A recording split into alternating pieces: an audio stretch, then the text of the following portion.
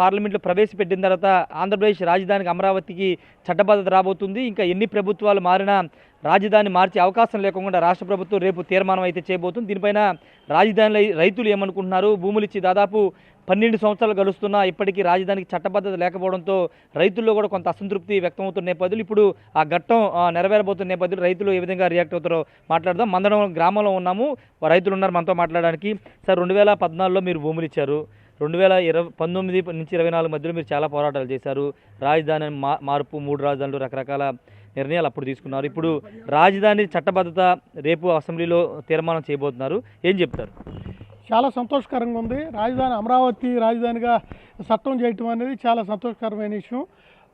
రేపు అసెంబ్లీలో అసెంబ్లీ సమావేశాల్లో రేపు తీర్మానం చేస్తున్నారు. చాలా సంతోషంగా నిన్న అయితే కేబినెట్ సమావేశంలో చేశారు. రేపు అసెంబ్లీలో చేస్తున్నారు. 1వ తారీఖు కానీ 2వ తారీఖు కానీ పార్లమెంట్లో పెట్టి చట్టం చేయటం జరుగుతుందని చెప్తున్నారు. అది జరిగితే మట్టి చాలా సంతోషకరమైన విషయం. ప్రధానమంత్రి గారు స్వయాన ప్రధానమంత్రి గారే 2014లో 15లో వచ్చి దసరా పండుగ రోజు ఇక్కడ శంకుస్థాపన చేశారు. తర్వాత 24లో వచ్చి మే 5వ తారీఖు, మే 4వ తారీఖు శంకుస్థాపన మళ్ళీ వచ్చి ఇదే అమరావతిని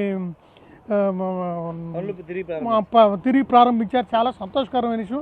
ఇది అమరావతి రాజధాని అనేది ఒక ఈ 29 గ్రామాల వాళ్ళది కాదు, ఆంధ్ర రాష్ట్రం ప్రజలందరిది కూడా. ఈ అమరావతి కూడా అందరిది రాజధాని అనేది పద్దాకు మార్చుకుంటా పోతే, ముఖ్యమంత్రి మారినప్పుడల్లా రాజధాని మార్చుకుంటా పోతే అది స్థిరమైనటువంటి ప్రభుత్వం కాదు. అది మార్చేది స్థిరమైనటువంటి నాయకత్వం కాదు.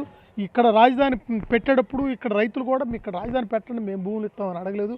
వాళ్ళందరికీ వాళ్ళే వచ్చి అక్కడ పరిపాలించడానికి సౌకర్యాలు లేక ఇక్కడికి వచ్చి ఇక్కడ అన్ని సౌకర్యాలు ఉండబట్టి ఇక్కడికి వచ్చి అడగటం జరిగింది. దాని మీదే భూములు ఇచ్చారు.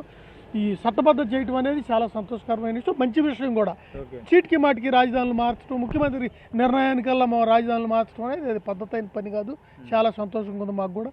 రాజధాని మాత్రం ఈ ఇవ్వాల్సిన వాళ్ళు కూడా భూములు కూడా రాజధాని చట్టబద్ధతను చేస్తే కటిమా 2500 ఎకరం ఎంత దిగుబడి ఉంది.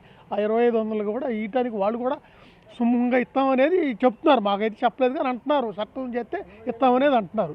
అది చేయటం వాస్తవంగా కూటమి అధికారంలోకి వచ్చిన తర్వాత కూడా మీరు అంటే 2014 ఇచ్చిన మొదటి దశ రైతులు కూడా కొంత ఆందోళన వ్యక్తం చేశారు. చట్టబద్ధత రాకపోతే భవిష్యత్తులో మా పరిస్థితి మీరు కూడా కొంత ఆందోళన వ్యక్తం చేశారు. ఇప్పుడు ఈ ఆందోళన అంతా పోయే అవకాశం ఉందంటారా?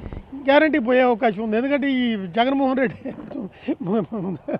అహ్మద్ బిన్ తుగ్లక్ పరిపాలన చేశాడు. వచ్చి 2014లో అసెంబ్లీ తీర్మానం పెట్టినప్పుడు ఏమన్నా అమరావతిలో రాజధాని ఉండటం నాకు ఇష్టమేను, నేను ఇక్కడ ఇల్లు కట్టుకున్నానని చెప్పాడు. మళ్ళీ 19లో వచ్చి 3 రాజధానులు అన్నాడు. ఇట్లాంటి తలకాయ నొప్పులు లేకుండా పోతాయి అనేది మేము అనుకుంటున్నాము. సంతోషంగా ఉంది చాలా. మీరేం చెప్తారు రాజేంద్ర గారు? అంటే మీరు భూములకు ఒక భరోసా ఇప్పుడు లభించింది అనుకుంటున్నారు. ఎందుకంటే 2019లో 3 రాజధానులు కాన్సెప్ట్ తెచ్చిన తర్వాత మీరు దాదాపు ఎన్నో పోరాటాలు చేశారు. ఇప్పుడు రాష్ట్ర ప్రభుత్వం చట్టబద్ధతకు సంబంధించిన తీర్మానం కూడా చేయబోతుంది. ఒక నెల రోజుల్లో పూర్తి చట్టబద్ధత కూడా వచ్చే అవకాశం ఉంది. ఇందా నుంచి కూడా మాకు కొద్దిగా అనుమానాలు అంటూ ఉండేవి.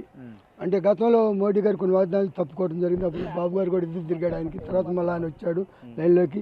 కాబట్టి మోడీ గారు స్వయంగా అసెంబ్లీలో తీర్మానం చేసి పంపడం నిజంగా ఆయన రేపు ఏప్రిల్ 1st వీక్ 2nd వీక్లోనూ పార్లమెంట్లో సమావేశాల్లో పెట్టి దీన్ని చట్టబద్ధత చేస్తే చాలా మాకు సగం అండ రైతులకు వచ్చినట్లే వాళ్ళ. అది పద్మ గ్రామాలలో కూడా చట్టబద్ధత చేస్తే ఇస్తామన్నారు. అలా చట్టబద్ధత చేస్తే వాళ్ళు కూడా ఇస్తారు. ఈ చట్టబద్ధత దానివల్ల ఏ ప్రభుత్వం మారినా కూడా రేపు రాజధాని మార్చే ఉండదు. కాబట్టి పార్లమెంట్లో చట్టం చేస్తే ఎప్పటి నుంచి ఎదురు చూస్తున్నాం, మా కోరిక నెరవేరబోతుంది.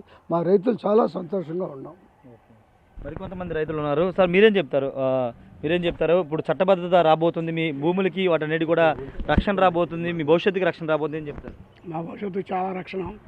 చట్టబద్ధత చేయడం అనేది మేము అనుకోకుండా మొన్న బయటికి రావడం, ఇది నిన్న ఏమైనా క్యాబినెట్ మీటింగ్ పెడతాం, రేపేమన్నా శాసనసభలో బిల్లు ప్యాస్ చేయటం, వెళ్ళింది 1వ తారీఖు కానీ 2వ తారీఖు కానీ పార్లమెంట్లో బిల్లు ప్యాస్ చేస్తే మాకు అంతుబట్టని ఆనందం, అంతుబట్టని ఆరోగ్యంతో పోగుతాం అన్నమాట. 29 గ్రామాల ప్రజలే కాకుండా మిగతా 7 ఊళ్ళు కూడా ఇస్తా ఉన్నారు. కాబట్టి 20,000 ఎకరం వాళ్ళు కూడా ఇస్తానికి ముందుకు వస్తారు, మొత్తం ఇస్తారు. మొత్తం సస్యశ్యామలుగా ఉంటుంది ఆంధ్రప్రదేశ్ రాజధాని.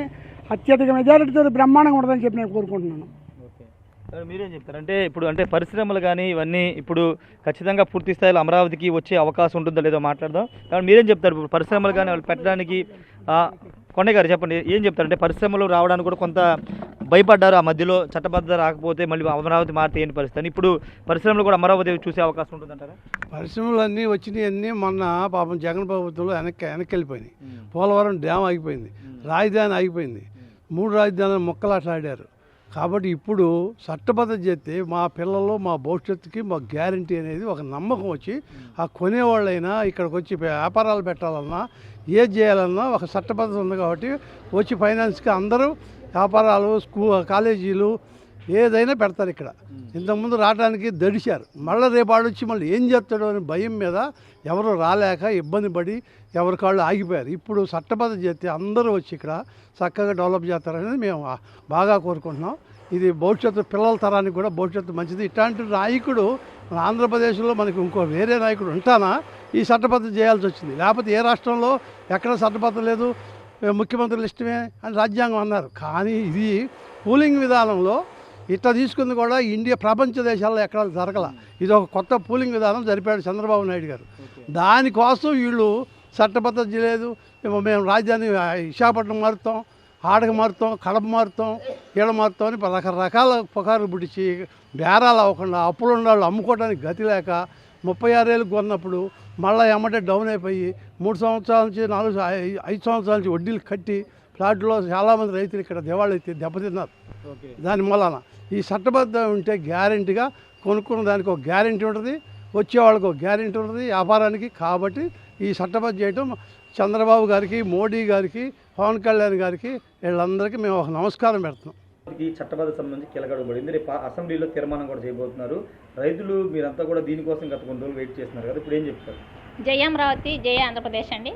మాకు కూటమి ప్రభుత్వం అధికారంలోకి రావడంతోనే ఎన్నో కష్టాలు, బాధలు, ఇబ్బందులు ఎదురు చూస్తున్నాయి కూటమి ప్రభుత్వానికి సవాళ్ళుగా. అందులో మేము రైతులుగా ఎదురు చూస్తుంది ఏంటంటే ముఖ్యంగా ఈ సవాళ్ళలో అమరావతి రాజధాని. ఏ రాజధాని గురించి అయితే గత 5 సంవత్సరాలు మేము నానా విధాలుగా బాధలు పడ్డామో, ఒక రాక్షస పాలన నుంచి విముక్తి పొందామని ఆనందంగా ఫీల్ అయ్యామో, అదే అమరావతికి అప్పటి ప్రభుత్వంలో ఉన్నటువంటి జగన్మోహన్ రెడ్డి ఇంత ప్రేమ ఉంటే దీనికి గెజెట్ తీసుకొచ్చి ఉండొచ్చుగా అని చెప్పి మాట్లాడి తనకు నచ్చినట్టుగా ఆంధ్ర రాష్ట్రాన్నే ముక్కలు చేయాలనే ఉద్దేశంతో 3 రాజధానులనే ప్రాతిపదికను తీసుకొచ్చి దాన్ని అసెంబ్లీలో పెట్టి శాసనసభలో ఆమోదింపజేసి శాసన మండలిలో వ్యతిరేకత వచ్చేసరికి ఆ బిల్లు అంతటితో ఆపి ఈ విషయమే సుప్రీంకోర్టుకి రైతులుగా మేము తీసుకెళ్తే సుప్రీంకోర్టు దృష్టికి అక్కడ లేదు నేను మళ్ళీ అమరావతి రాజధాని అంటున్నానని అబద్ధపు మాట్లాడటం, ప్రచారం చేయటం జరిగింది.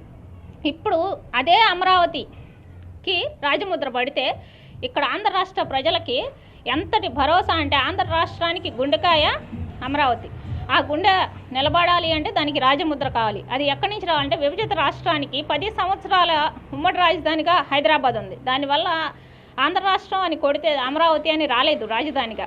ఇప్పుడు పార్లమెంట్ నుంచి ఆ ఆమోదం వస్తే మాకు ఎంతో భరోసాగా ఉంటుంది. మేము 5 సంవత్సరాలు ఉద్యమం చేసిన దానికి ఫలితంగా భావిస్తాం. ఎందుకంటే ఏ ఒక్కరూ కూడా శాశ్వతంగా అధికారంలో ఉండరు, కానీ రాజధానులు శాశ్వతంగా ఉండాలి. అది నదీ పరివాహక ప్రాంతాల్లో మాత్రమే సంస్కృతులు అభివృద్ధి ముందుకు వెళ్తుంది. ఆ ఉద్దేశంతో ఏర్పాటు చేసిందే ఈ ప్రాంతాన్ని రాజధానిగా ఎంపిక. కాబట్టి ఇకనైనా ఆంధ్ర రాష్ట్రం ఇప్పటికి 3 సార్లు ఎదుర్కొంది రాజధాని లేకుండా.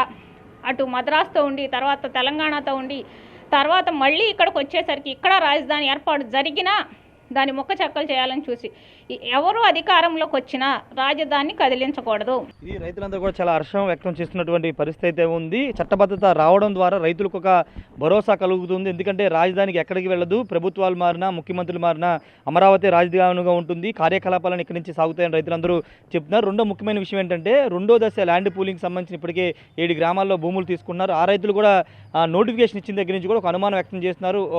భవిష్యత్తులో ఇక్కడే ఉంటుందని ఒక గ్యారంటీగా ఖచ్చితంగా లభిస్తే భూములు ఇవ్వడానికి సిద్ధంగా ఉన్నామని చెప్పారు. ఇప్పుడు రాష్ట్ర ప్రభుత్వం రేపు తీర్మానం చేయబోతున్న నేపథ్యంలో ఆ రైతులు కూడా హర్షం వ్యక్తం చేస్తున్నారు. రెండోది పరిశ్రమలు కానీ కొన్ని విద్యా సంస్థలు కానీ కొంత భయపడుతున్నటువంటి నేపథ్యంలో ఇప్పుడు పూర్తి స్థాయిలో చట్టబద్ధత రాబోతున్న నేపథ్యంలో ఇక పరిశ్రమలు కూడా చాలా పెద్ద ఎత్తున అమరావతికి రాబోతున్నాయని రైతులందరూ కూడా చెప్తున్నారు. ఏదేమైనప్పటికీ ఆంధ్రప్రదేశ్ రాజధానికి సంబంధించినటువంటి చట్టబద్ధ అంశంలో కీలక అడుగు పడింది. రేపు 11 గంటలకి అసెంబ్లీలో ఈ తీర్మానం ప్రవేశపెట్టబోతున్నారు. ప్రవేశపెట్టి రేపే కేంద్రం పంపుతారు. కేంద్రం క్యాబినెట్లు దీన్ని ప్రవేశపెట్టి ఏప్రిల్ 2 లేదా 3 తారీఖుల్లో పార్లమెంటు సమావేశాలు ఈ బిల్లు పాస్ చేసి పూర్తి స్థాయిలో అమరావతి రాజధానిగా ఈ ప్రాంతం ఉండబోతుందని స్పష్టంగా చెప్పవచ్చు.